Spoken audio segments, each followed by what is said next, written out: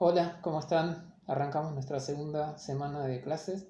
Les quiero dejar aquí una breve introducción a los temas que vamos a ver en esta primera unidad, en esta semana. La unidad trata sobre el conocimiento científico. A las ciencias sociales las podemos ver como disciplinas que conjugan dos elementos, dos factores. Por un lado, un objeto de estudio, que es lo social. Por otro lado, el carácter de ciencia, la pretensión de cientificidad. Y esto nos lleva a una primera pregunta, de qué es la ciencia.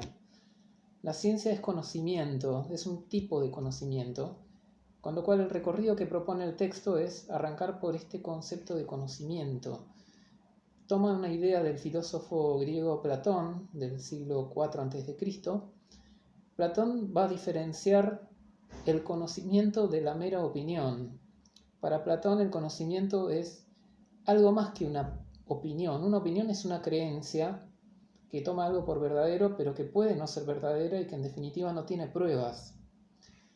En cambio, cuando hablamos de conocimiento, hablamos de una creencia que es verdadera y que además cuenta con una justificación, con razones que nos permiten sostener esa verdad.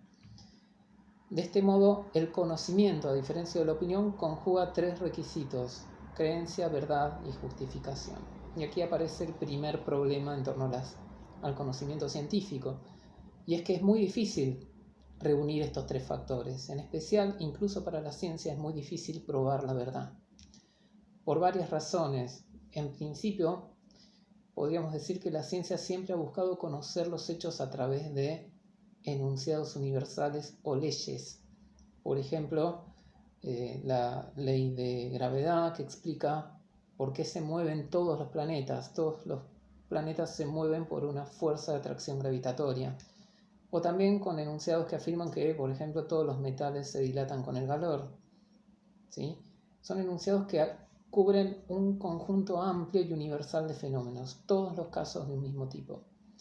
La verdad es que probar estos enunciados, probar su verdad, es muy difícil porque habría que recorrer un número indefinido de casos, habría que ver el movimiento de todos los planetas del universo o probar con todas las porciones de metal.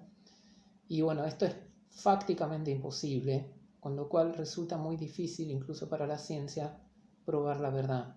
La ciencia es más bien conocimiento hipotético, son hipótesis o conjeturas que hasta ahora cuentan con el aval de la experiencia, han sido comprobadas, pero que no se sabe en un 100% si son verdaderas o no.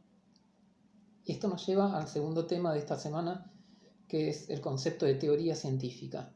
Las teorías científicas, como vamos a ver, son conjeturas o conjuntos de conjeturas que tratan de explicar un cierto tipo de fenómenos. ¿Sí?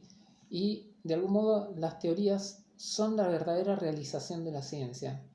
Por eso aparece esta distinción entre la disciplina científica y la teoría científica. Las teorías son las que responden a los problemas de la ciencia.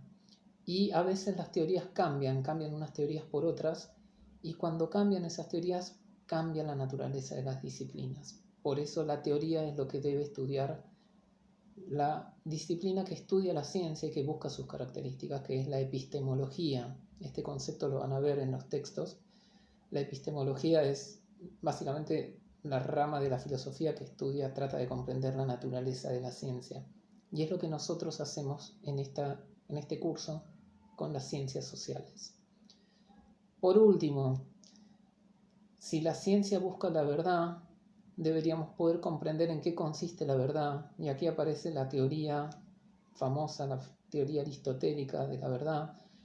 ¿En qué consiste la verdad de los enunciados? Bueno, consiste en la correspondencia entre los enunciados y los hechos.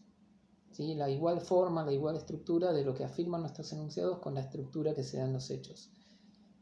Nuevamente, esto es muy problemático de probar para la ciencia, pero lo interesante aquí es que tenemos que poder diferenciar dos niveles.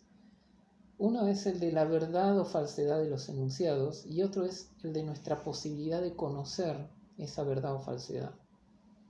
¿Sí? El primer nivel es un nivel más semántico, filosófico. Los enunciados que describen hechos son verdaderos o falsos. Cuando yo digo que existe vida en otros planetas, Ese enunciado describe una realidad y por tanto es verdadero o bien falso.